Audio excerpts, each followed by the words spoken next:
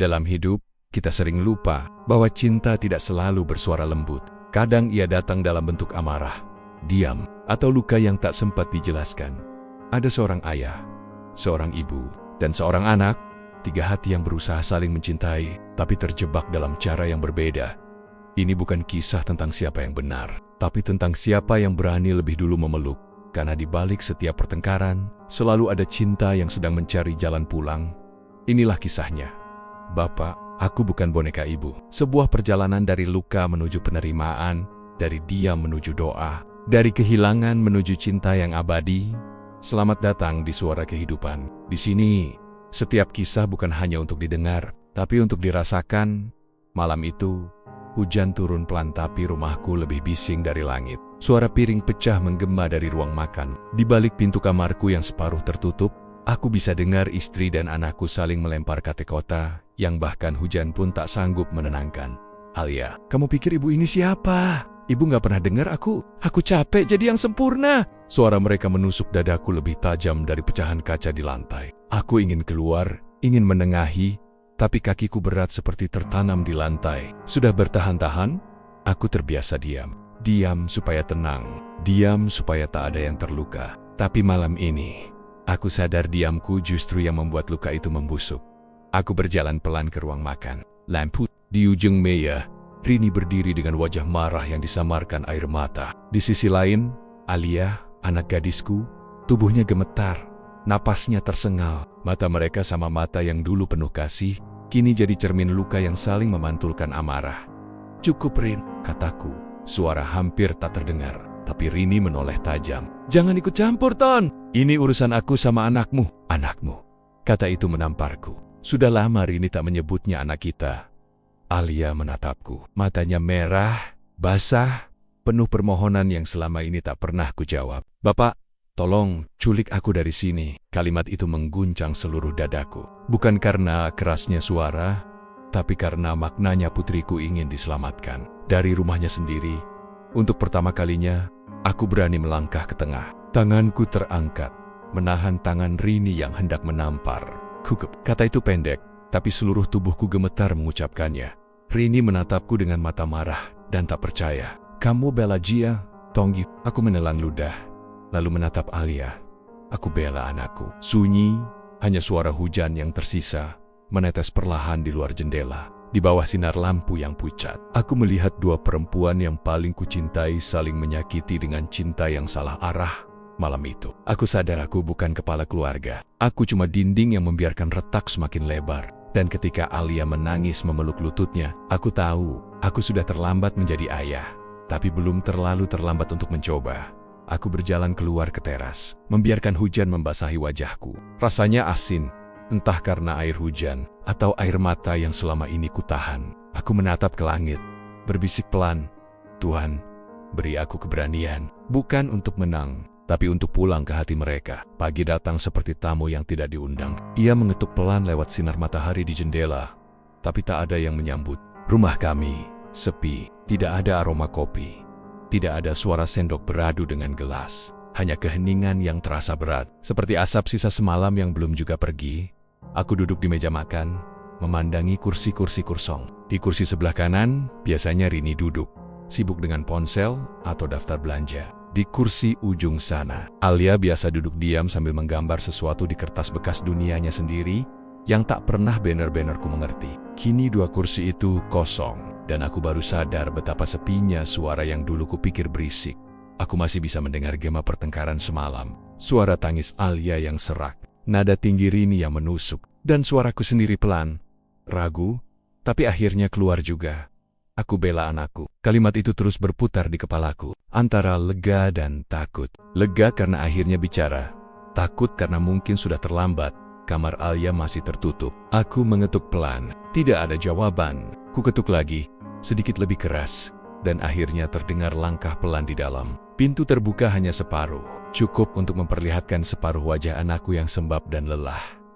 Pagi, Nak, ucapku canggung. Dia tidak menjawab, hanya menatapku sebentar lalu menunduk. Ayah mau berangkat kerja? Suaranya pelan, nyaris seperti bisikan. Aku menggeleng. Enggak, ayah di rumah aja hari ini. Henning, aku tidak tahu harus bilang apa. Selama ini, percakapan kami selalu diselamatkan oleh Rini walau dengan nada tegas dan dingin. Sekarang hanya ada aku dan keheningan yang terasa seperti dinding tinggi di antara kami. Alia akhirnya berkata, tanpa menatapku, Bapak nggak harus minta maaf. Aku tahu, Bapak cuma pengen semuanya tenang. Aku menarik napas panjang. Tenang itu beda sama baik, Alia. Kadang diam justru bikin luka makin dalam. Theater. Aku ingin memeluknya, tapi langkahku tertahan. Seolah ada jurang kecil di antara kami yang dibangun dari tahan-tahan tanpa kata. Dari luar kamar, terdengar suara piring beradu. Rini sedang di dapur. Aku menatap Alia, lalu berbisik, sarapan. Yuk, sekali aja, kita makan bertiga. Dia ragu sejenak, tapi akhirnya mengangguk pelan di meja makan. Suasananya aneh. Rini tidak bicara sepatah kata pun, hanya gerakan tangan dan desah napas yang terdengar. Tapi di antara keheningan itu, ada sesuatu yang berbeda, bukan amarah, bukan dingin, melainkan sejenis lelah yang sama. Aku menatap keduanya. Dua orang yang kucintai, sama-sama tersesat dalam cinta yang tidak tahu arah. Dan pagi itu, aku berjanji pada diriku sendiri, aku akan bicara. Aku akan jadi suara, bukan bayangan. Bukan lagi dinding yang membiarkan luka tumbuh, tapi tangan yang berani menutupnya perlahan. Hujan sudah berhenti sejak subuh. Tapi entah kenapa, di dalam dada ini masih terasa gerimis. Sudah berhari-hari sejak malam itu, tapi suasana rumah kami belum juga pulih. Sunyi masih jadi penghuni tetap setiap pagi. Bahkan detik jam dinding terdengar terlalu keras, seolah sedang menghitung waktu yang hilang di antara kami. Rini kini lebih banyak diam. Ia tak lagi membentak, tapi juga tak pernah tersenyum. Alia mulai berani keluar kamar, walau langkahnya masih hati-hati, seperti seseorang yang takut menginjak tanah yang retak. Denok, aku sedang belajar bicara lagi setelah bertahan-tahan hidup dengan diam yang menyesakkan.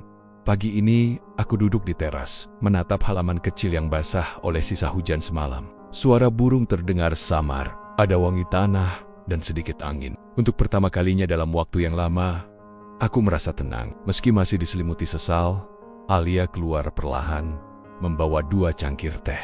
Ayah, masih suka teh manis? Katanya ragu. Aku tersenyum kecil. Masih, tapi sekarang lebih suka pahit. Biar nggak kalah sama hidup. Dia terkekeh pelan senyum kecil yang sudah lama tak kulihat. Kami duduk berdampingan tanpa banyak bicara. Ada jeda yang panjang di antara kami. Tapi kali ini bukan jeda karena canggung, melainkan ruang untuk belajar saling memahami. Aku memandangnya. Wajahnya kini bukan lagi anak kecil. Ia sudah remaja, tapi di matanya masih ada luka yang belum sempat sembuh. Luka yang mungkin aku buat dengan diamku dulu. Ayah dulu takut, kataku tiba-tiba. Alia menoleh pelan. Takut kalau ngomong malah tambah rusak. Jadi ayah pilih diam. Tapi ternyata diam juga bisa merusak. Ayah menenda, lalu berbisik. Aku juga takut. Ya, takut ibu nggak sayang aku kalau aku beda. Kata-katanya menembus sesuatu dalam diriku, sebuah ruang di dada yang selama ini kubiarkan kosong. Dari dalam rumah, terdengar suara panci bergemerincing. Rini sedang menyiapkan makan siang. Alia bangkit hendak membantu, tapi aku menahan tangannya. Biar ayah aja kali ini. Ia tampak terkejut. Aku jarang, hampir tak pernah ikut ke dapur. Ketika aku melangkah masuk, Rini menatapku kaget. Kenapa, Ton? Aku tersenyum samar. Cuma mau bantu. Sudah lama nggak masak bareng kamu. Aetherdium. Matanya menatapku dengan ragu antara tak percaya dan ingin menangis. Kami berdiri di sana, 2 orang dewasa yang lupa bagaimana cara saling berbicara, tapi masih saling peduli diam-diam. Aku mengambil pisau, memotong sayur seadanya. Tanganku kaku, tapi niatku tulus. Rini akhirnya berbisik. Aku nggak tahu harus mulai dari mana, Ton. Aku menjawab pelan. Dari sini aja, dari obrolan kecil, dari makan siang sederhana, dari dapur itu aroma tumisan pelen-pelen memenuhi rumah. Alia melihat dari pintu, matanya melembut. Untuk pertama kalinya, rumah ini terasa seperti rumah lagi, bukan medan perang, bukan tempat menahan napas. Aku sadar, cinta bukan tentang siapa yang paling benar. Cinta adalah keberanian untuk bicara meski suara kita gemetar. Dan pagi itu, untuk pertama kalinya dalam waktu yang lama, aku merasa kami sedang belajar menjadi keluarga lagi. Malam datang perlahan, seperti biasa. Tapi kali ini tak ada teriakan, tak ada pintu dibanting, tak ada isak. Hanya suara sendok beradu pelan di dapur dan aroma nasi hangat yang menenangkan. Alia sudah tidur lebih awal, lelah setelah seharian membantu ibunya di rumah. Aku duduk di ruang tamu. Lampu temaram, menatap foto lama di dinding. Foto saat kami masih tersenyum tanpa beban di foto itu. Aku berdiri di belakang Rini dan Alia kecil. Kami tampak bahagia. Tapi kalau aku pandangi lebih dalam, ada sesuatu di mataku yang kosong. Seperti seseorang yang sudah pergi jauh meski tubuhnya masih di sana. Malam ini aku sadar, kebahagiaan kami dulu mungkin tak pernah benar-benar utuh. Kami hanya pandai berpura-pura. Rini datang membawa 2 cangkir teh. Tanpa aku minta. Aku bikin teh. Kamu masih suka manis kan? Aku tersenyum samar. Sekarang pahit pun nggak apa-apa. Dia duduk di seberangku.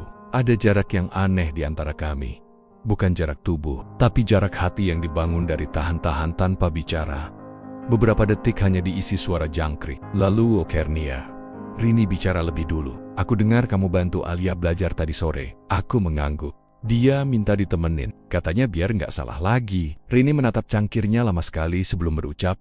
Aku cuma pengen dia nggak susah kayak aku dulu, Ton. Nada suaranya bergetar. Ada luka di sana, yang selama ini mungkin tak sempat kulihat. Aku menatapnya. Kamu nggak salah pengen anakmu berhasil, Rin. Tapi kamu lupa, berhasil itu bukan cuma nilai dan piala. Dia tertawa getir. Kamu baru ngomong sekarang? Dulu kamu kemana? Pertanyaan itu menancap dalam. Aku takut kalau aku bantah kamu makin jauh. Aku pikir diam bisa nyelamatin kita. Rini mengusap matanya. Tapi justru karena kamu diam, aku merasa sendirian. Kami terdiam lama sekali. Rasanya seperti 2 orang asing yang sedang saling mengaku dosa. Angin lewat-lewat jendela, meniup tirai pelan. Aku berkata lirih. Aku juga salah. Rin, aku bukan suami yang baik, bukan ayah yang berani. Aku cuma penonton di rumahku sendiri. Dia menatapku. Mata merah tapi lembut. Dan aku terlalu takut kehilangan kendali. Sampai lupa caranya memeluk. Kata-kata itu menembus dinding yang selama ini memisahkan kami. Aku memejamkan mata, menahan perih di dada. Lalu, tanpa banyak bicara, aku menggenggam tangannya. Tangannya kecil, tapi dingin, rapuh, seperti sedang memegang sesuatu yang hampir pecah. Dia tidak menariknya. Kami duduk begitu saja, di ruang tamu yang penuh kenangan, sambil menatap foto keluarga di dinding. Untuk pertama kalinya dalam waktu yang sangat lama, tidak ada yang merasa perlu menang. Tidak ada yang merasa perlu menjelaskan. Kami hanya 2 orang yang lelah, mencoba belajar menjadi manusia lagi. Alia tidur? Tanyanya pelan. Aku mengangguk. Ya, dia kelihatan lebih tenang. Rini mengangguk sambil menatap lantai. Semoga dia nggak tumbuh jadi kita. Aku menjawab. Semoga dia tumbuh dari kita. Sunyi kembali turun. Tapi kali ini bukan sunyi yang menakutkan. Ini adalah sunyi yang memberi ruang. Ruang untuk memaafkan, ruang untuk mulai lagi. Malam itu, untuk pertama kalinya, aku melihat mata istriku bukan sebagai lawan, tapi sebagai seseorang yang juga sedang berjuang menebus dirinya sendiri. Dan aku tahu, perjalanan kami belum selesai. Tapi setidaknya, kami sudah mulai bicara tentang yang dulu tak pernah kami katakan. Fajar datang tanpa bunyi. Cahaya matahari menembus perlahan lewat celah tirai, menyentuh wajahku yang belum sempat lelap. Aku duduk di kursi ruang tamu, menatap kosong ke arah jendela. Tapi entah kenapa, pagi ini udara terasa berbeda.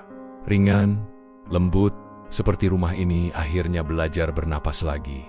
Dari dapur, terdengar suara pelan, piring disusun, sendok beradu, aroma telur dadar menyebar. Bukan suara yang istimewa, tapi setelah sekian lama hidup dalam pertengkaran, suara sederhana seperti itu rasanya seperti lagu. Aku berjalan pelan ke sana. Kulihat Rini sedang memasak, rambutnya diikat seadanya, wajahnya tanpa riasan. Alia duduk di meja, membantu memotong sayur sambil sesekali tersenyum kecil. 2 pemandangan yang dulu terasa mustahil, kini benar-benar ada di depan mataku. Pagi ya, sapa Alia lembut. Aku menatapnya lama. Pagi nak. Rini menoleh sebentar, matanya menatapku, lalu kembali ke wajan. Tapi kali ini, tatapan itu tak lagi dingin. Ada kehangatan kecil di sana. Malu-malu, tapi nyata. Kami makan bersama tanpa banyak bicara. Suara sendok di piring berganti dengan tawa kecil Alia ketika aku menumpahkan sambal ke baju. Rini spontan mengambil tisu, mengelap bajuku sambil tertawa. Masih aja ceroboh, katanya. Aku tertawa pelan. Kebiasaan lama susah hilang. Alia menatap kami berdua, lalu ikut tertawa. Untuk pertama kalinya setelah sekian waktu, rumah ini benar-benar terasa hidup. Setelah makan, aku duduk di teras, membawa secangkir kopi. Udara pagi lembab, tapi hangat. Burung-burung mulai bernyanyi di kabel listrik. Rini duduk di sebelahku tanpa kata. Kami hanya menatap jalan yang sepi. Aku menoleh padanya, berkata pelan, Kamu tahu, Rin, aku nggak minta semuanya kembali seperti dulu. Aku cuma pengen kita nggak saling menyakiti lagi. Dia diam sejenak, lalu menjawab, aku juga. Aku cuma pengen rumah ini nggak lagi jadi tempat takut. Aku mengangguk. Kita mulai aja dari sini. Dari yang sederhana, dari belajar mendengarkan. Dia mengangguk perlahan, lalu bersandar sebentar di bahuku. Sesuatu yang sudah bertahan-tahan tak terjadi. Di antara aroma kopi dan suara burung, aku merasa dunia menua dengan damai. Alia keluar membawa kamera kecilnya. Ayah, ibu, lihat ke sini, katanya. Riang. Kami menoleh bersamaan, dan klik, suara rana kamera terdengar. Biar nanti kalau aku gede, aku ingat pernah punya pagi kayak gini, katanya sambil tersenyum. Kata-katanya menembus hatiku seperti cahaya menembus kaca. Aku ingin mengatakan banyak hal, bahwa aku bangga padanya, bahwa aku menyesal atas masa lalu, bahwa aku akan berusaha jadi ayah yang lebih baik, tapi aku tahu, kali ini tak perlu. Kadang cinta tak perlu banyak kata, cukup hadir, cukup nyata. Aku menatap langit yang mulai biru, memejamkan mata. Dulu, aku pikir rumah adalah dinding dan atap. Ternyata rumah adalah keberanian untuk saling memaafkan. Dan pagi itu, di tengah kesederhanaan, aku tahu, kami belum sempurna. Tapi kami sedang menuju pulang. Hujan mungkin akan datang lagi suatu hari, tapi kali ini, kami sudah tahu caranya berteduh bersama. Hujan turun lagi malam ini. Pelan, rapi, seolah tahu rumah ini pernah dipecahkan oleh bunyinya. Dulu, hujan adalah tanda pertengkaran. Sekarang, ia seperti lagu pengantar kenangan, mengingatkan, tapi tak lagi menyakitkan. Aku duduk di kursi ruang tamu. Lampu kecil menyala di pojok ruangan. Di pangkuanku, ada album foto yang baru saja Alia temukan di gudang. Debunya masih menempel di ujung jari, tapi setiap halaman yang kubuka terasa seperti membuka pintu masa lalu yang dulu sengaja kututup. Ada foto Alia kecil, memegang bunga plastik di pangkuan ibunya. Ada foto aku dan Rini di pesta pernikahan teman. Masih muda, masih punya harapan yang polos. Wajah-wajah kami tersenyum. Tapi kini aku tahu, banyak senyum yang sebenarnya sedang menutupi luka. Rini keluar dari kamar, membawa selimut kecil. Kamu belum tidur juga? Tanyanya lembut. Aku menggeleng. Lihat-lihat foto aja. Dulu kita sering ketawa. Ya, dia duduk di sampingku, ikut membuka halaman. Dulu kita nggak takut gagal, katanya pelan. Sekarang malah takut bahagia. Aku menatapnya lama. Dia tak sedang menyalahkan siapapun, hanya berbicara pada dirinya sendiri. Aku menarik napas, lalu berkata, kita dulu berjuang untuk masa depan, tapi lupa menjaga masa kini. Rini mengangguk pelan. Dan sekarang kita belajar dari anak kita sendiri. Suara langkah Alia terdengar. Ia baru selesai menulis sesuatu di kamarnya. Bapak, Ibu, katanya sambil tersenyum malu, aku nulis puisi. Dia duduk di lantai di depan Komi, membuka buku kecilnya. Suaranya bergetar. Tapi jujur, rumahku dulu adalah hujan yang tak berhenti. Kini jadi taman kecil dengan tanah lembut. Bapak menanam sabar, Ibu menyiram doa, dan aku tumbuh di antaranya. Rini menendok, menutup mulut dengan tangan, air matanya jatuh perlahan. Aku tak bisa berkata apa-apa, hanya menatap anak gadisku, yang dulu hampir hilang dalam pertengkaran kami. Kini justru mengajari kami arti pulang. Aku menarik napas dalam, lalu berkata, Alia, terima kasih. Bapak dulu takut ngomong, tapi sekarang Bapak tahu. Diam itu juga bisa jadi dosa. Alia tersenyum kecil. Sekarang Bapak udah sembuh, ya? Aku menggeleng pelan. Belum, Nak. Tapi Bapak mau sembuh bareng kalian. Kami bertiga duduk diam, hanya mendengarkan hujan. Tetesannya memantul di genting, menetes lewat ujung daun di halaman. Rini menggenggam tanganku. Alia bersandar di pangkuanku. Tak ada kata, tak ada janji besar, hanya kehadiran. Dan kehadiran ternyata cukup. Aku memandang ke jendela yang berkabut, lalu tersenyum samar. Dulu aku pikir keluarga yang baik adalah keluarga yang tak pernah bertengkar. Sekarang aku tahu, keluarga yang baik adalah yang tetap memilih bertahan. Bahkan setelah saling melukai, hujan di luar makin deras. Tapi kali ini, tak ada rasa takut. Kami bertiga hanya diam dalam pelukan yang lama, hangat, dan jujur. Dan di tengah suara hujan yang menenangkan, aku berbisik dalam hati, Tuhan, jangan hentikan hujannya dulu. Biarkan ia menyiram sisa-sisa amarah di rumah ini. Sampai yang tersisa hanya cinta yang tumbuh perlahan. Tapi pasti, malam itu, rumah kami tak lagi bocor oleh tangisan. Hanya ada suara air, suara lembut kehidupan yang mulai lagi dari awal. Dan untuk pertama kalinya sejak lama, aku tahu, aku sudah benar-benar pulang. Pagi datang perlahan, membawa embun di ujung daun dan wangi tanah yang basah. Di meja kayu kecil di teras, Aku menulis sesuatu dengan tangan yang mulai bergetar.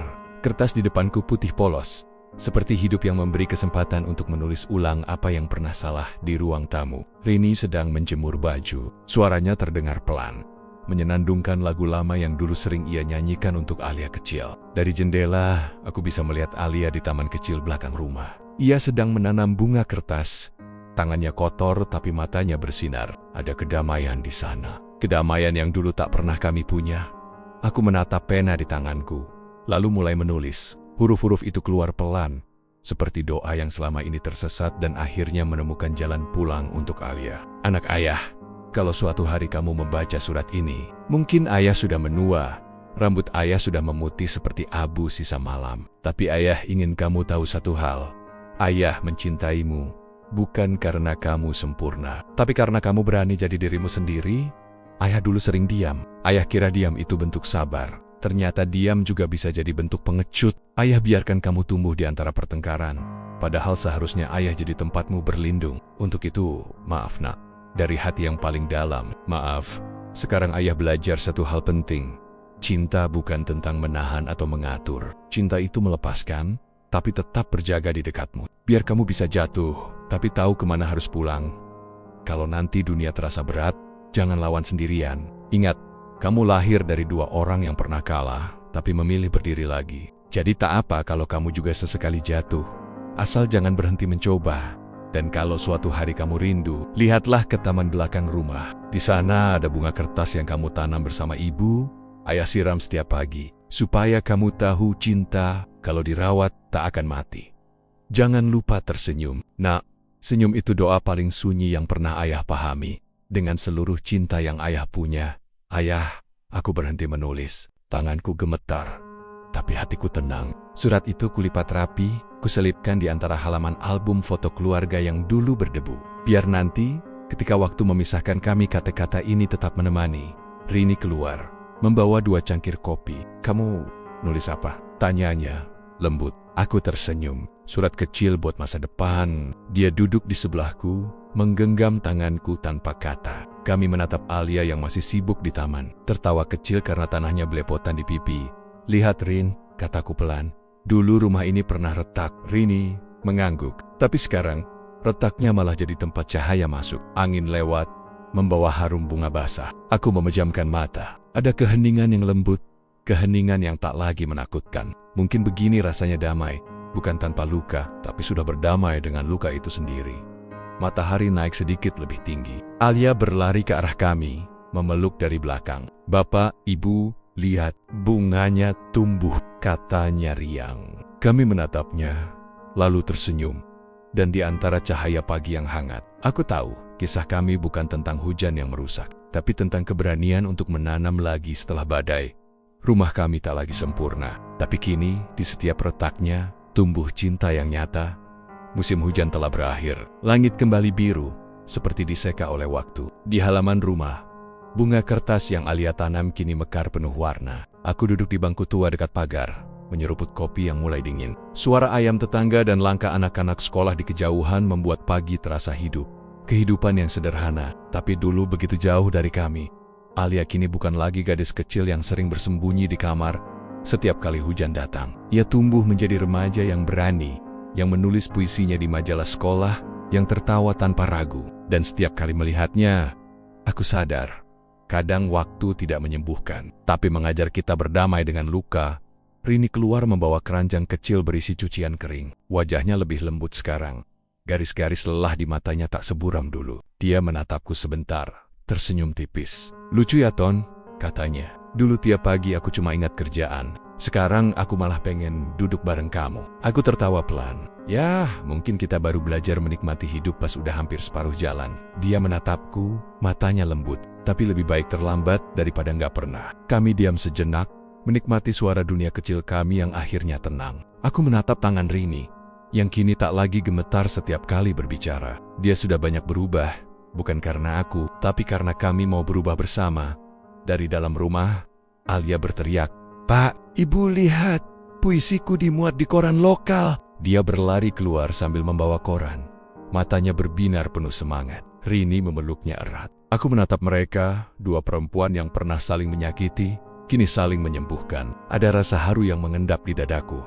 Aku membaca puisinya pelan. Dulu rumahku seperti hujan di dalam kepala. Kini jadi taman kecil tempat matahari bersembunyi.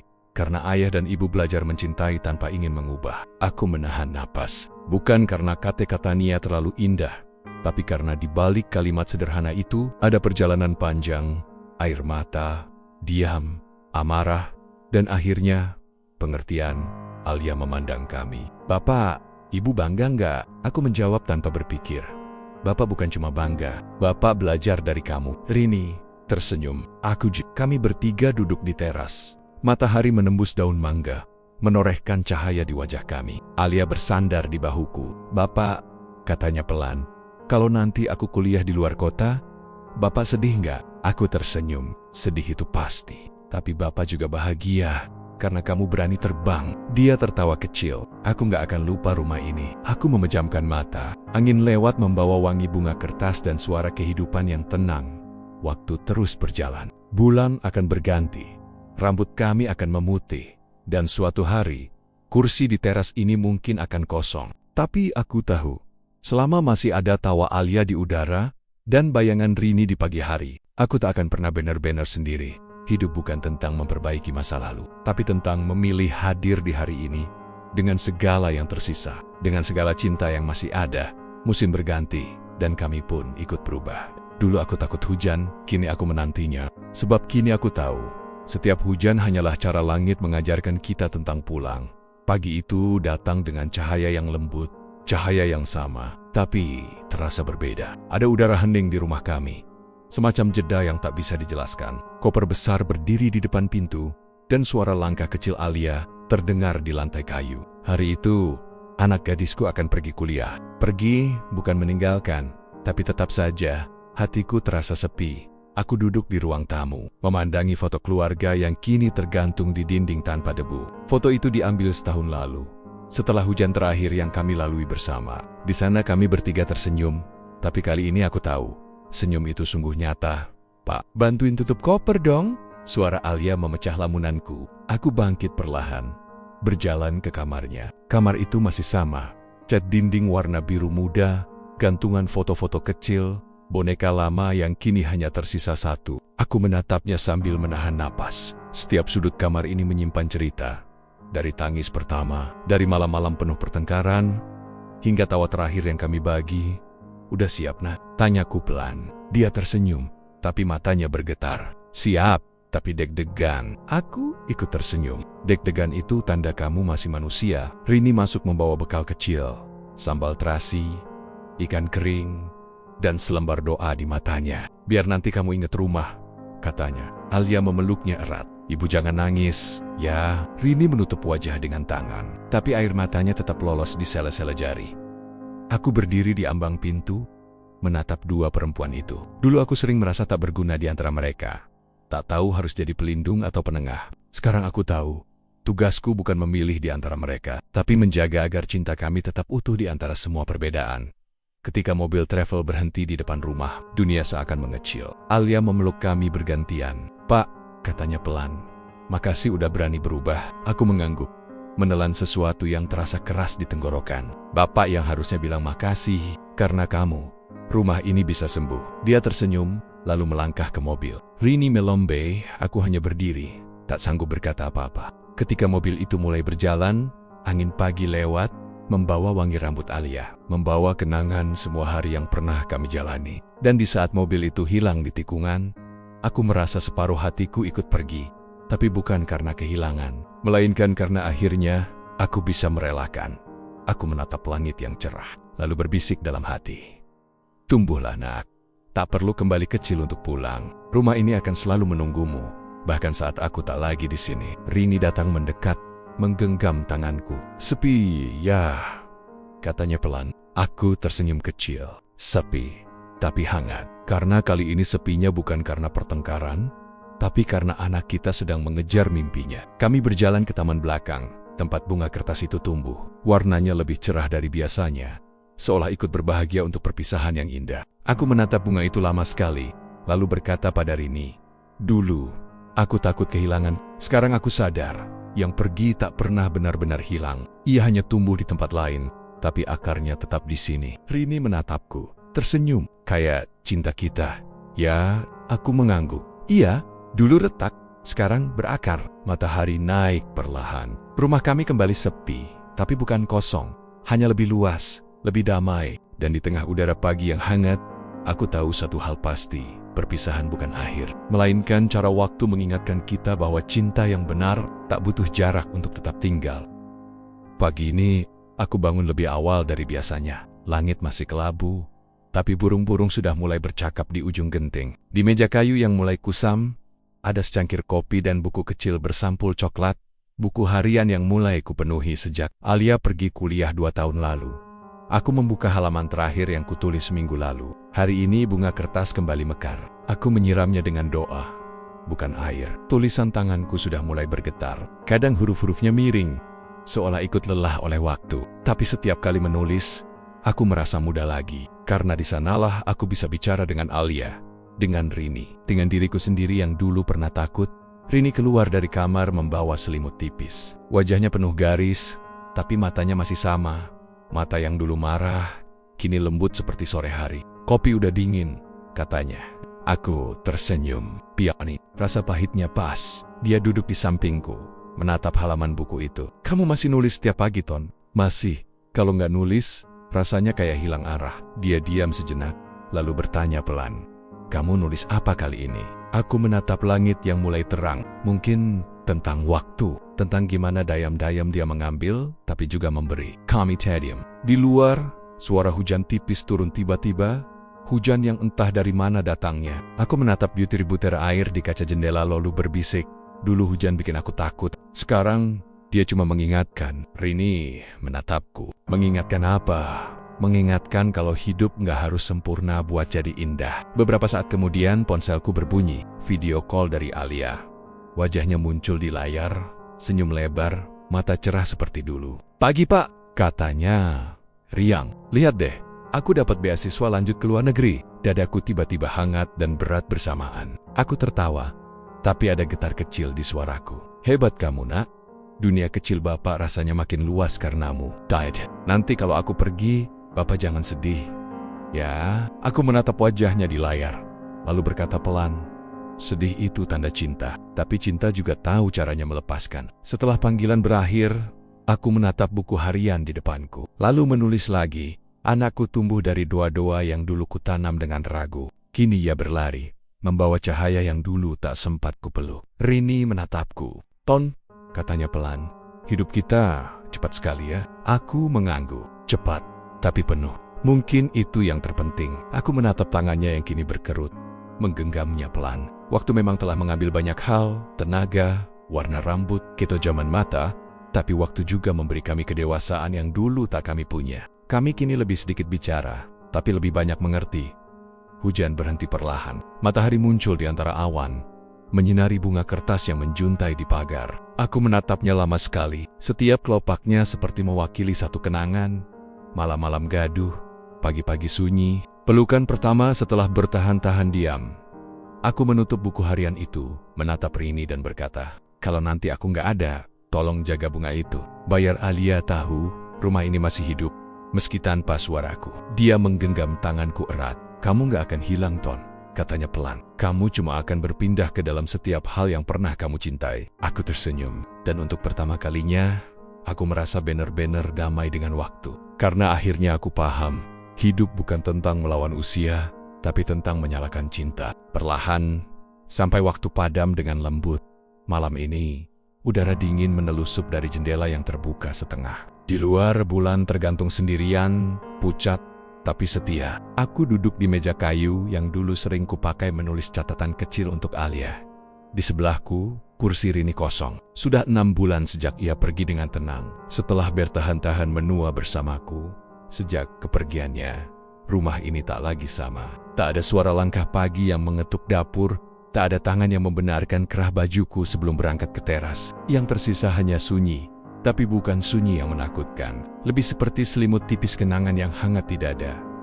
Di depan mataku, buku harian tua terbuka pada halaman terakhir. Aku menulis dengan pelan, huruf demi huruf, seakan setiap kata adalah napas terakhir dari waktu yang tersisa. Untuk Alia, cahaya kecil Bapak yang kini menjelma mentari di dunia yang jauh. Aku berhenti sejenak, tanganku bergetar. Dari radio tua di pojok ruangan, lagu keroncong mengalun pelan, lagu yang dulu sering kami dengar saat Rini mencuci piring. Saat Alia masih kecil menari di ruang tamu dengan rambut berantakan, aku tersenyum sendiri, mengingat betapa sederhananya kebahagiaan itu dulu.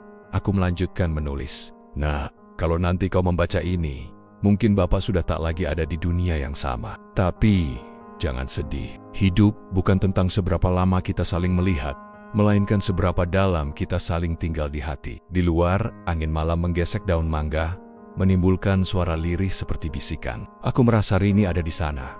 Dalam setiap hembusan, dalam setiap detak jam yang kini bergerak lebih lambat. Alia, Bapak dulu sering takut kehilangan, tapi kini Bapak tahu, tak ada yang benar-benar hilang selama kita mengingat dengan cinta. Ibumu pergi, tapi setiap pagi ketika cahaya menyentuh dinding kamar, Bapak bisa merasakan hangatnya lagi. Aku berhenti menulis, menatap foto kecil di meja, foto kami bertiga di depan rumah, dengan bunga kertas di latar belakang. Bunga itu masih ada sampai sekarang, tumbuh diam-diam meski jarang disiram. Seperti Sinta, tak butuh banyak untuk bertahan, cukup keikhlasan untuk tidak memaksa.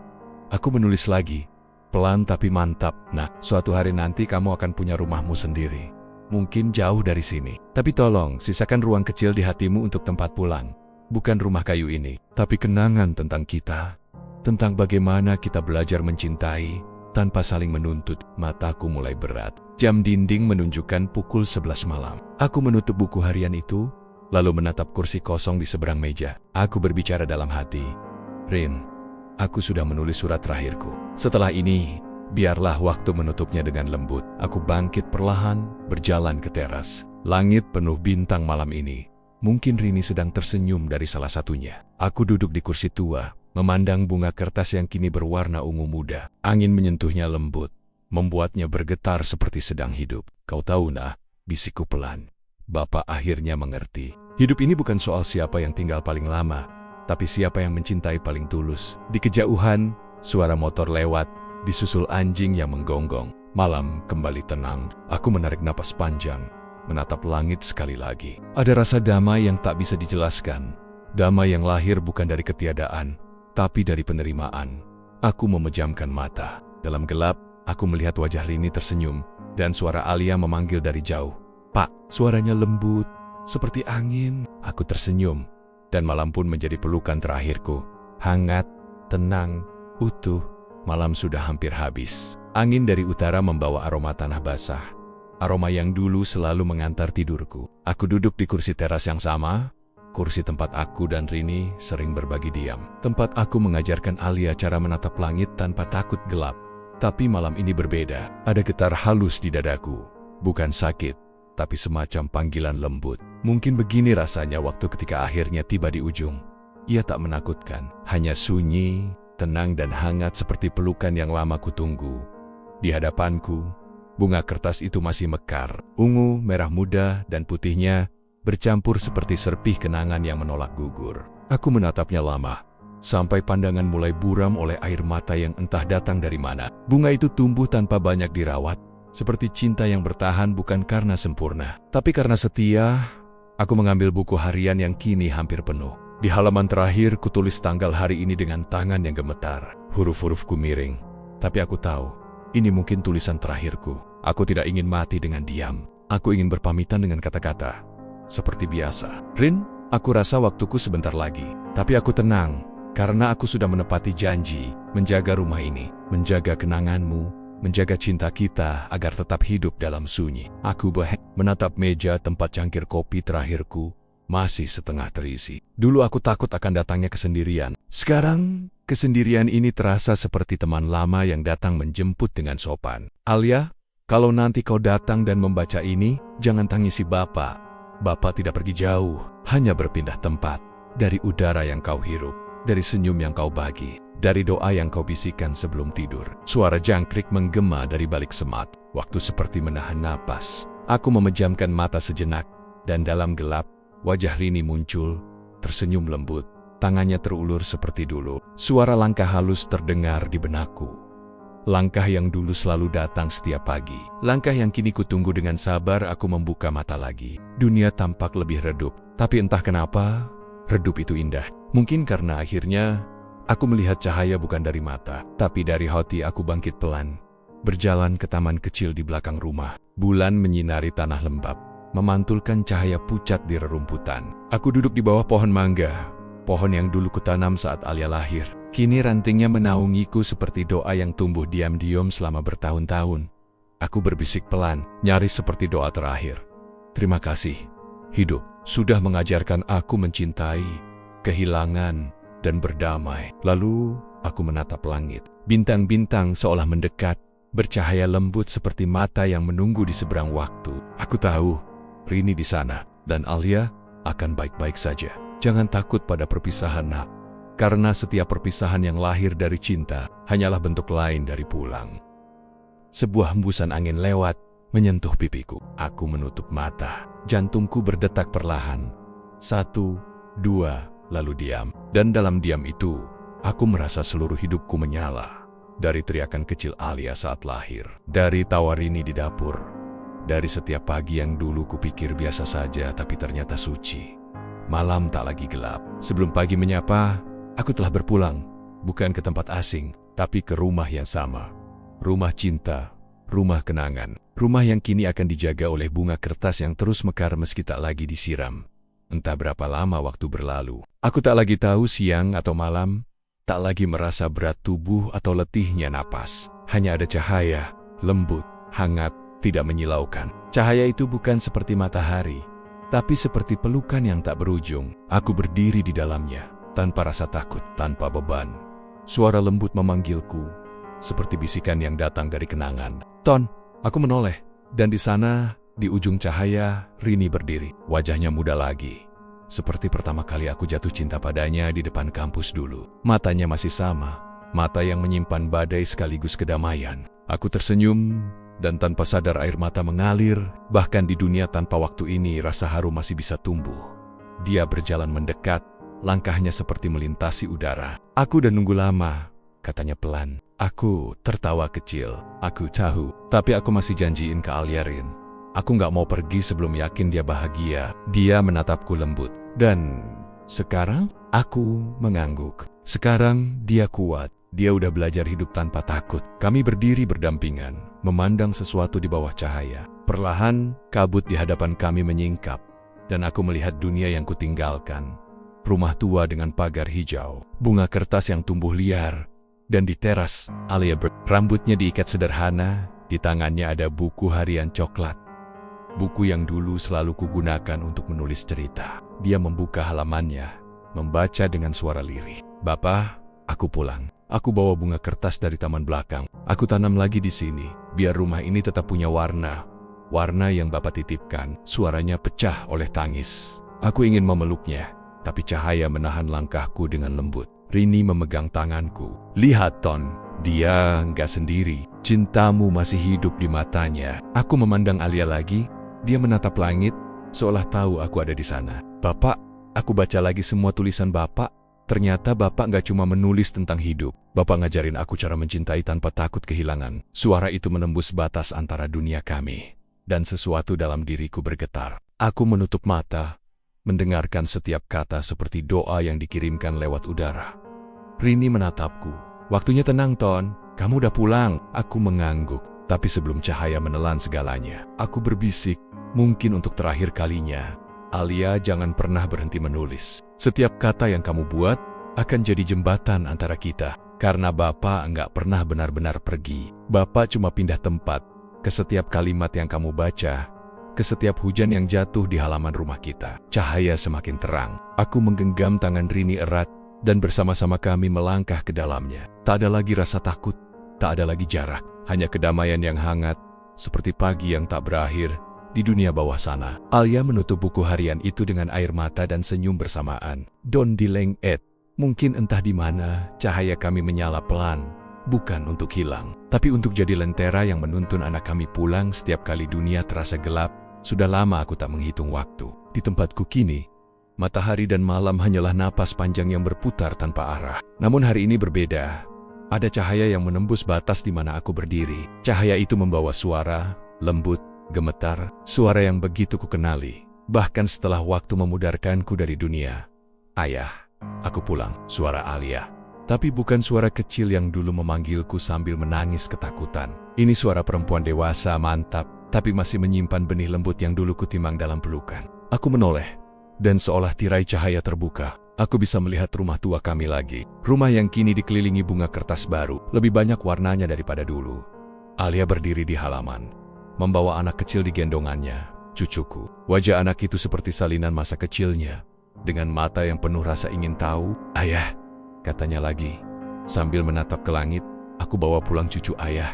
Aku mau dia tahu dari mana kami berasal. Aku tersenyum. Angin berhembus melewati pepohonan, menebar wangi tanah basah. Bunga-bunga bergoyang, seperti ikut menjawab panggilannya. Di sebelahku, Rini datang. Wajahnya berkilau tenang, senyum yang dulu menenangkan setiap resahku. Dia mirip kamu waktu kecil, bisik Rini. Aku mengangguk, dan matamu. Alia berjalan ke teras. Ia membuka buku harian tua yang kutinggalkan dulu. Sampul coklatnya sudah pudar, tapi tulisan di dalamnya masih utuh. Dia membaca dengan suara pelan, terbata, tapi penuh cinta. Rumah bukan tempat, tapi hati yang menunggu. Bahkan setelah aku tiada, rumah ini akan tetap bernafas selama ada cinta yang pulang. Air matanya jatuh ke halaman buku itu. Anaknya, yang belum mengerti apapun, menghapus air mata itu dengan tangan mungilnya. "Jangan nangis, Mama," katanya. Alia tersenyum sambil memeluknya erat. "Mama nggak sedih, Nak.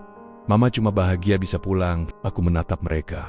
Dua generasi dari cinta yang dulu kami tanam di tanah yang keras. Kini, dari luka yang pernah kami derita, tumbuh bunga yang tak pernah layu. Rumah itu hidup. Setiap kayu di dindingnya masih menyimpan gema tawa, langkah kecil, dan suara doa di malam-malam sunyi. Alia menatap ke arah kursi tua di teras. Kursiku. Dia mengusap sandarannya perlahan, seolah aku masih duduk di sana. "Pak," katanya pelan, "aku ngerti sekarang kenapa Bapak nggak pernah marah waktu hidup susah, waktu Ibu keras, waktu aku bandel. Karena Bapak nggak hidup buat sempurna, Bapak hidup buat tetap mencintai, bahkan waktu semua nggak mudah." Angin bertiup lebih kencang, menerpa bunga kertas hingga kelopaknya berterbangan. Sebagian jatuh di pangkuan Alia, sebagian melayang ke langit, ke arahku. Aku merasakannya menyentuh wajahku, dan untuk pertama kalinya setelah lama, aku menangis lagi. Tapi kali ini bukan karena kehilangan, melainkan karena pulang telah terjadi, bahkan tanpa aku hadir secara raga. Rini menatapku, menggenggam tanganku. "Lihat, Ton," katanya lembut, "cinta kita nggak mati. Ia tumbuh jadi rumah baru di hati anak kita." Aku mengangguk pelan. "Iya, Rin, rumah ini masih bernyawa." Alia memeluk anaknya sambil menatap langit sore yang memerah. "Terima kasih," katanya. Lalu ia menanam sebatang bunga kertas kecil di samping pagar. Ia menepuk tanahnya pelan dan tersenyum dari tempatku berdiri. Aku tahu, akar bunga itu akan menembus tanah tempat kami dulu beristirahat, menghubungkan dunia kami dengan dunianya. Dan setiap kali angin berhembus, cinta itu akan naik lagi, mekar lagi, hidup lagi. Aku menatap Rini dan kami tersenyum bersamaan. Karena kami tahu, kami tidak pernah benar-benar pergi. Kami hanyalah bagian dari tanah, udara dan cahaya yang membuat rumah ini tetap bernapas. Sudah lama aku tidak menulis. Mungkin karena di tempatku kini, kata-kata tak lagi dibutuhkan. Semua hal bisa dirasakan tanpa harus dijelaskan. Namun malam ini, sesuatu memanggilku dari jauh. Suara kertas, suara pena, suara tangis yang bercampur tawa. Suara Alia.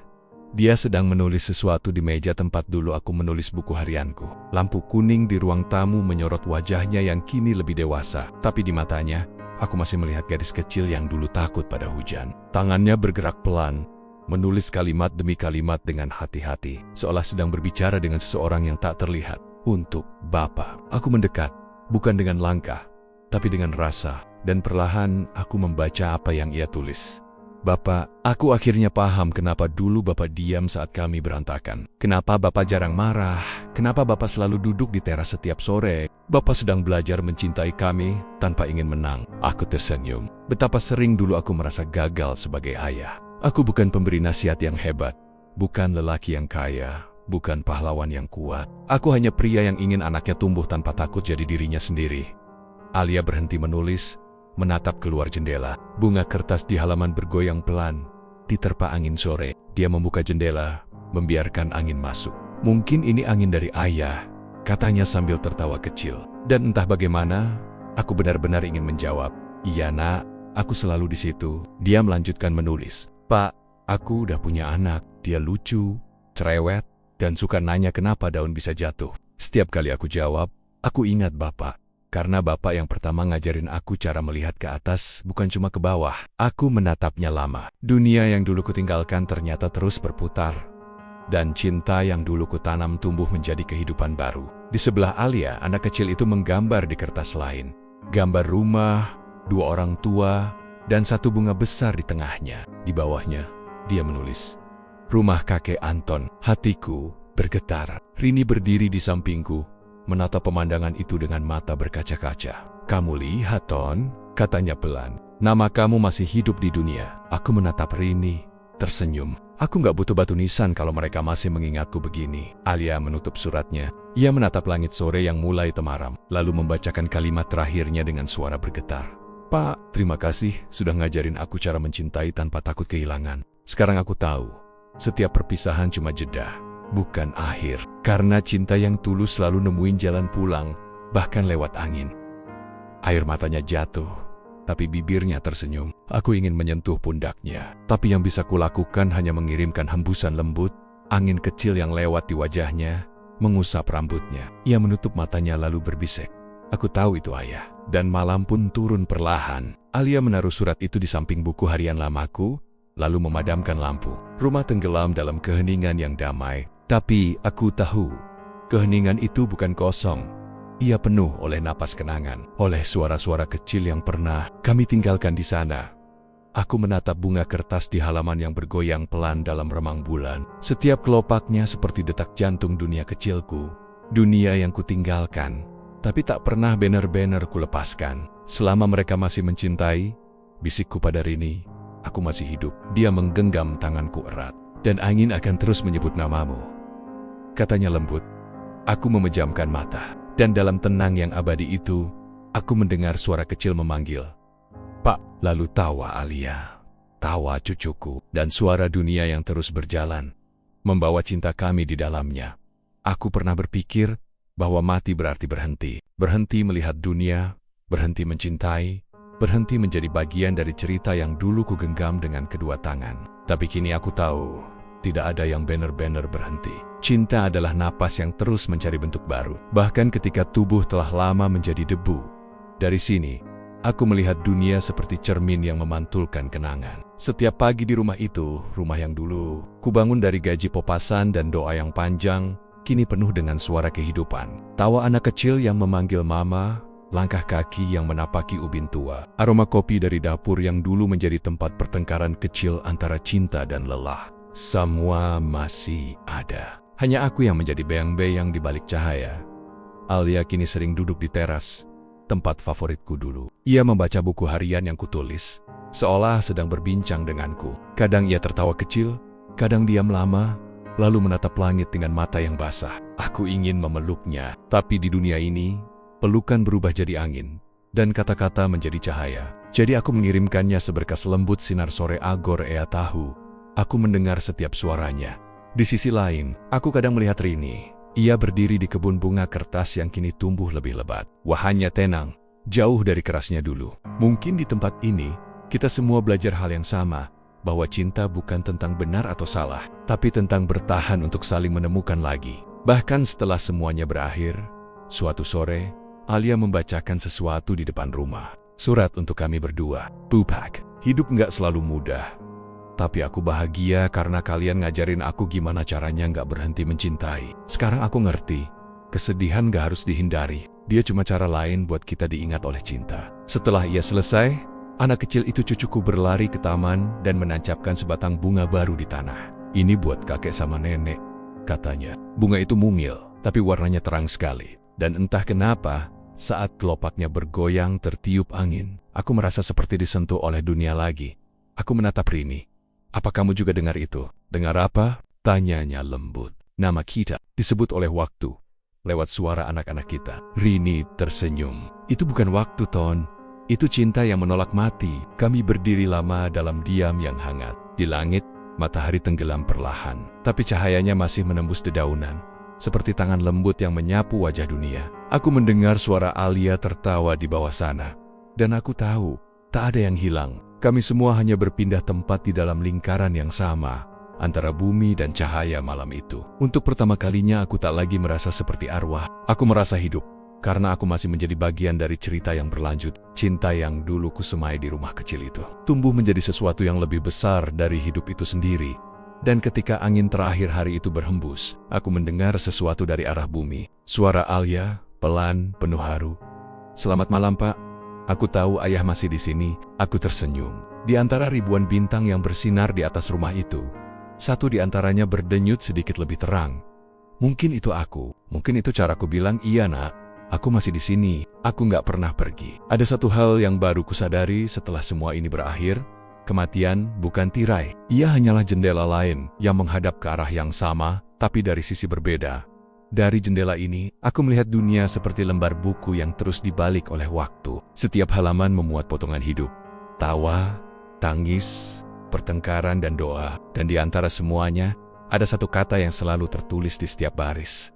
Rumah. Rumah itu dulu sederhana. Atapnya bocor, catnya pudar, tapi di dalamnya ada tawa Alia yang selalu mengisi sore. Ada suara Rini yang memanggilku untuk makan malam. Sekarang, aku tak lagi di sana, tapi rumah itu tetap bernapas. Setiap kali angin lewat di antara celah jendelanya, aku bisa mendengar gema kenangan yang lembut. "Pak, aku pulang." Itu cukup bagiku untuk tahu aku masih diingat. Dan selama masih ada ingatan, aku belum benar-benar hilang. Aku melihat Alia tumbuh menjadi perempuan yang bijak. Ia tak lagi menyimpan marah pada ibunya, tak lagi memaki masa lalunya. Ia belajar memeluk semua luka itu, menjadikannya bagian dari kekuatannya sendiri. Setiap kali ia mengajarkan anaknya tentang kesabaran, aku tahu, sebagian dari suaraku hidup dalam dirinya. Sebagian dari cintaku menitis di nadinya. Rini juga ada di sini, di sampingku. Kami sering duduk di tepi cahaya, memandang dunia di bawah seperti dua penonton yang menonton film lama, film tentang kami sendiri. Ia kadang tertawa kecil saat melihat Alia bernyanyi sambil mencuci piring.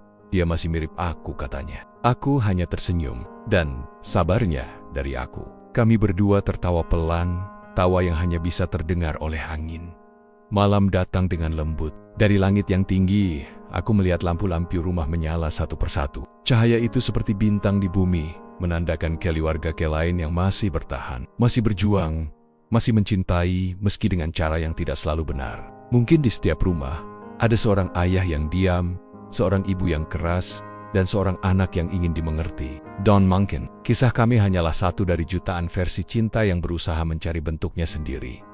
Alia menulis buku kecil berjudul Rumah Dalam Ingatan. Ia menulis tentang kami, tanpa kemarahan, tanpa dan hanya cinta yang tenang, seperti danau setelah badai. Ia menulis, cinta itu nggak selalu tentang bertahan hidup bersama. Kadang, cinta adalah kemampuan untuk tetap mencintai, meski yang kita cintai sudah pergi. Aku membaca kalimat itu dari sini, dan rasanya seperti doa. Doa yang menenangkan semua yang belum sempat kuucapkan. Dan untuk pertama kalinya, aku merasa siap untuk diam sepenuhnya. Bukan karena ingin pergi, tapi karena akhirnya aku tahu, aku sudah sampai. Rumah bukan lagi bangunan. Rumah adalah tempat di mana setiap kenangan saling mencari, saling menemukan, dan saling memaafkan. Dan jika cinta itu pernah hidup, ia akan selalu punya tempat untuk pulang. Bahkan di dalam cahaya, aku memandang Rini, lalu menatap bumi yang mulai berkilau di bawah. "Lihat, Rin," bisikku. "Itu rumah kita, masih berdiri." Rini mengangguk pelan, dan saat cahaya terakhir malam itu menyentuh wajahku, aku berbisik pada dunia. Aku tidak pergi, aku hanya berpindah tempat di dalam hati mereka. Kadang aku masih lupa bahwa aku sudah tiada. Ada saat-saat ketika suara hujan terdengar begitu nyata, seolah menetes di atap rumah kami, memanggilku untuk menutup jendela seperti dulu. Tapi lalu aku sadar, aku tak lagi punya tangan. Yang ada hanya rasa, yang berhembus seperti udara yang menyusup ke sela-sela waktu. Aku kini adalah bagian dari segalanya. Aku adalah desir angin yang menyapa pipi Alia saat ia berjalan ke sekolah anaknya. Aku adalah sinar matahari pagi yang jatuh di rambutnya, mengingatkannya pada tangan tuaku yang dulu sering menepuk lembut kepala kecilnya. Aku adalah aroma tanah setelah hujan, wangi yang dulu selalu menenangkan Rini. Bahkan di tengah pertengkaran kami, waktu di sini tidak berdetak tapi bernapas. Setiap napasnya mengulang kisah tentang cinta yang gagal dimengerti, tentang penyesalan yang perlahan berubah menjadi pengampunan. Dan aku, yang dulu hanya lelaki sederhana dengan mimpi kecil tentang keluarga yang bahagia, kini menjadi penjaga sunyi dari semua yang pernah kucintai. Alia sering berbicara kepada langit. Kadang ia memanggil namaku, kadang hanya diam dan tersenyum pada angin. Anaknya, cucuku, mulai tumbuh besar. Aku sering mendengarnya berlari di halaman rumah yang dulu kubangun dengan tangan penuh luka paku dan cat. Setiap langkah kecil itu seperti denting waktu, suara kehidupan yang terus berlanjut tanpa perlu kehadiranku. Suatu sore, saat matahari mulai turun, aku mendengar Alia berbisik, "Pak, aku nggak takut kehilangan lagi." Kalimat itu menembus ruang antara dunia dan cahaya. Dan aku tahu, di saat itu juga, aku tidak lagi harus menjadi penjaga. Aku boleh menjadi bagian dari langit, dari tanah, dari segalanya yang menampung kenangan kami. Rini berdiri di sampingku. Ia menatap bumi dengan lembut. Wajahnya diselimuti cahaya yang tak lagi berasal dari matahari. "Dia baik-baik saja, Ton," katanya. "Dia nggak lagi marah pada kita." Aku mengangguk, tapi hatiku bergetar. "Lihat cara dia memeluk anaknya," lanjut Rini. "Itu pelukan yang dulu dia minta dari kita. Sekarang, dia memberikannya pada dunia." Kami terdiam lama, memandang dunia yang terus berputar. Aku mendengar bani-bani halus, suara doa, tawa, bahkan pertengkaran kecil dari rumah-rumah lain. Setiap suara itu terasa akrab, seperti gema dari kehidupan yang dulu kutinggalkan. Dan aku sadar, mungkin keabadian bukan tentang hidup selamanya, tapi tentang menjadi bagian dari kehidupan yang tak pernah berhenti. Malam datang, bintang-bintang menyala, dan di antara cahaya mereka, aku merasa tubuhku semakin ringan. Aku bukan lagi sosok, bukan lagi bayang. Aku adalah kilasan kenangan yang menari di udara, melewati waktu tanpa arah, tanpa beban. Sebelum semuanya larut menjadi diam, aku berbisik ke bumi, "Alia, nah, jangan berhenti mencintai dunia. Karena di setiap cinta, ada aku yang hidup di dalamnya." Dan ketika angin terakhir malam itu berhembus, aku tahu, inilah rumah terakhirku. Bukan rumah dari bata dan genteng, tapi rumah di dalam setiap hati yang pernah mencintai. Rumah yang tak bisa roboh oleh waktu, karena fondasinya adalah kasih yang sudah dimaafkan. Aku menutup mata, bukan untuk mengakhiri, tapi untuk menyatu dengan tanah, dengan cahaya, dengan doa, dengan cinta yang tak akan pernah mati. Jika suatu hari kau membaca ini, anggaplah aku sedang duduk di seberangmu, di bangku kayu tua yang berderit pelang, ditemani aroma hujan dan secangkir teh hangat yang belum sempat habis. Aku tidak datang untuk menasihati, hanya ingin bercerita tentang cinta yang tidak selalu berbentuk indah, tapi tetap layak disebut cinta. Aku dulu seorang ayah yang sering diam, bukan karena tak peduli, tapi karena tak tahu cara bicara tanpa membuat luka baru. Aku pikir, diam bisa jadi bentuk sayang, ternyata ia juga bisa jadi bentuk penyesalan yang panjang. Aku belajar terlambat, bahwa anak tidak hanya butuh rumah untuk berlindung, tapi juga tempat untuk didengar. Bertahun-tahun aku hidup di bawah beratnya kata seharusnya. Seharusnya jadi suami yang kuat, ayah yang bijak, kepala keluarga yang tak pernah gentar. Tapi kini aku tahu, tidak ada seharusnya dalam mencintai. Yang ada hanya setulusnya. Aku menulis ini bukan hanya untuk Alia, tapi untukmu. Siapapun yang sedang mencoba memahami cinta yang tumbuh di antara luka. Jika kamu seorang anak dan merasa tidak dimengerti oleh orang tuamu, percayalah, ada cinta yang bersembunyi di balik kerasnya suara, di balik marah yang terlihat tanpa alasan. Kadang, mereka tidak tahu cara menyampaikan cinta selain dengan cara yang salah. Dan jika kamu seorang ayah atau ibu, jangan takut untuk terlihat rapuh. Anak-anakmu tidak membutuhkan kesempurnaanmu. Mereka hanya butuh kejujuranmu untuk tetap mencoba. Aku ingin kamu tahu, cinta bukan tentang siapa yang benar, tapi siapa yang berani lebih dulu memeluk. Dan maaf, bukan tanda kalah. Ia adalah cara tertinggi untuk mengatakan, aku masih ingin kita utuh. Waktu telah mengambil tubuhku, tapi tidak cintaku. Ia masih berputar di antara halaman buku harian, di antara angin sore yang lewat di jendela rumah kecil itu. Aku mendengar setiap doa yang keluar dengan suara lirih, setiap tangis yang diredam di bawah bantal, setiap tawa kecil yang muncul di tengah kesedihan. Itu semua sampai ke sini, ke tempatku. Aku tidak tahu apakah surga benar-benar memiliki pintu. Tapi jika iya, aku percaya pintu itu tidak terbuat dari emas. Mungkin hanya dari kenangan sederhana tawa keluarga, pelukan yang tulus, dan kata maaf yang diucapkan tanpa rencana. Disitulah aku duduk sekarang, di ambang pintu itu, menunggu siapapun yang ingin memaafkan dan dimaafkan. Alia pernah bertanya dalam doanya, apakah ayah bahagia di sana? Dan aku ingin menjawabnya di sini. Iya nak, karena kamu sudah belajar mencintai tanpa dendam. Itu kebahagiaan paling tinggi bagi seorang ayah. Bukan harta, bukan umur panjang, tapi saat ia tahu anaknya akhirnya hidup tanpa takut menjadi dirinya sendiri. Malam ini, jika kau mendengar suara angin mengetuk jendela, jangan buru-buru menutupnya. Mungkin itu aku, datang sebentar, membawa doa yang tak selesai kutulis waktu masih hidup. Doa untukmu, agar kamu tidak takut mencintai lagi, tidak takut salah, tidak takut menjadi manusia. Karena sesungguhnya, hidup hanyalah perjalanan dari satu bentuk cinta ke bentuk cinta yang lain. Dan ketika nanti waktumu tiba untuk berhenti, aku harap kamu pun bisa berkata seperti aku malam ini. Aku sudah dicintai, meski tidak selalu dengan cara yang benar. Tapi cinta itu nyata, dan itu cukup untuk membuatku abadi. Ada hal aneh tentang akhir. Semakin dekat ia datang, semakin ia terasa seperti awal. Kini aku tahu, akhir bukan kematian, tapi kembalinya cinta ke sumbernya. Dan malam ini, aku merasakannya. Sesuatu yang hangat, lembut, datang perlahan dari arah bumi. Itu suara Alia. Tapi kali ini bukan dalam tangis, bukan dalam doa yang lirih. Suaranya tenang, dewasa, seperti seseorang yang sudah berdamai dengan waktu. Pak, kalau cinta bisa punya bentuk, mungkin bentuknya adalah cahaya. Ia nggak punya tangan, tapi bisa menghangatkan. Nggak punya suara, tapi bisa didengar. Aku mendengarnya dari jauh, dari dalam lapisan cahaya yang tak lagi mengenal jarak. Dan aku tahu, itu bukan sekadar kata, itu surat. Surat yang tak ditulis di kertas, tapi di udara.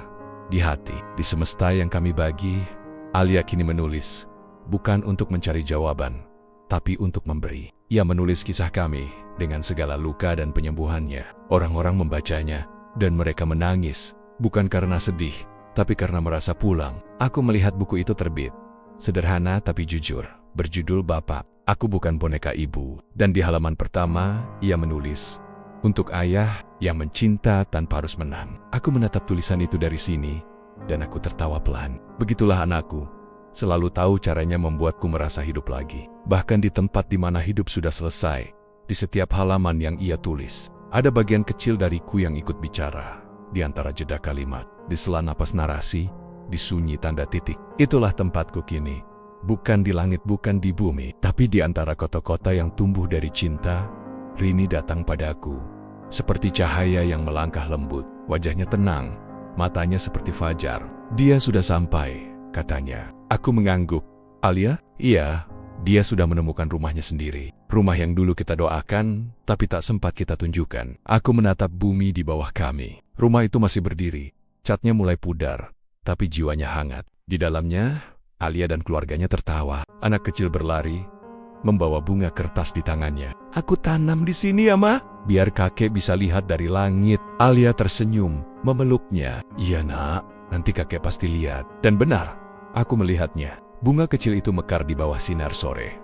Warnanya merah muda lembut, seperti napas baru. Aku merasakan getarannya sampai ke tempatku berdiri. Begitulah cinta bekerja.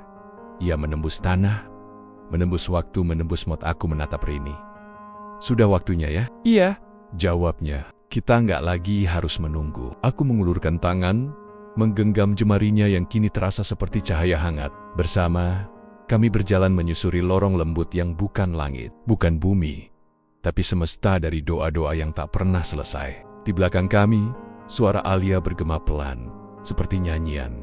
Pak, terima kasih sudah nggak pernah benar-benar pergi. Langit terbuka, cahaya turun perlahan. Dan untuk pertama kalinya, aku tidak merasa antara ada dan tiada. Aku merasa pulang, bukan ke rumah yang kubangun dari bata dan kayu, tapi ke rumah yang dibangun dari kasih, maaf, dan doa yang tak pernah putus. Kini aku tahu, cinta tidak butuh akhir, karena ia sendiri adalah jalan pulang. Dan selama namaku masih diucap dengan lembut oleh anakku, aku akan terus hidup di antara setiap hembusan angin, setiap bunga yang mekar, setiap cahaya yang jatuh di halaman rumah itu. Pada akhirnya, setiap kisah akan menemukan rumahnya sendiri. Mungkin bukan di tempat kita berharap, tapi di hati yang akhirnya mengerti. Seorang ayah telah belajar bahwa cinta tidak butuh sempurna untuk menjadi nyata. Seorang anak telah memahami bahwa memaafkan bukan berarti melupakan, tapi melepaskan. Dan seorang ibu, di antara keduanya, akhirnya tahu bahwa rumah bukan hanya dinding dan atap, tapi kesediaan untuk kembali saling mendengar. Bapa, aku bukan boneka ibu, bukan sekadar cerita tentang keluarga, tapi tentang kita semua yang masih belajar mencintai tanpa kehilangan diri sendiri. Jika malam ini kamu sedang diam, menatap langit dan merasa sepi, mungkin itu bukan kesepian. Mungkin itu suara seseorang yang dulu mencintaimu, masih memanggilmu lewat angin, mengingatkan bahwa kamu tidak pernah benar-benar sendiri. Karena cinta yang tulus tidak mati, ia hanya berubah bentuk, menjadi cahaya yang menuntun kita pulang. Terima kasih telah mendengarkan cerita ini. Saya hanyalah suara kecil di antara riuhnya kehidupan, mengingatkan bahwa setiap luka bisa sembuh, setiap tangis bisa menjadi doa. Sampai jumpa di kisah berikutnya, di Suara Kehidupan, tempat setiap cerita bernafas dengan cinta.